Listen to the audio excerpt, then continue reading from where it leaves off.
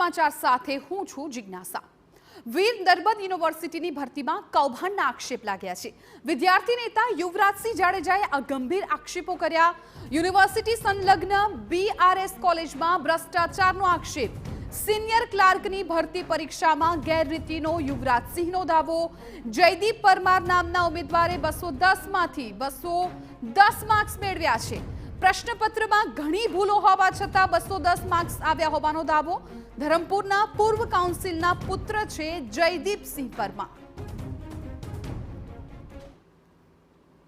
મોટાભાગના કોમ્પ્યુટરના પ્રશ્નો જે છે કે સંબંધિત વિષયને લગતી જે જાણકારી માંગવામાં આવી છે એ મોટાભાગના પ્રશ્નોની અંદર ભૂલ છે, પણ જયદીપસિંહે ઠીક કર્યા। જયદીપસિંહ ગજેન્દ્રસિંહ પરમાર એના બધા જ પ્રશ્નોના જવાબ રાજેન્દ્રસિંહ એના જવાબ આન્સર કી પ્રમાણે સાચા આપવામાં આવ્યા છે અને 210 માંથી 210 આન્સર આ વ્યક્તિના સાચા પડે છે।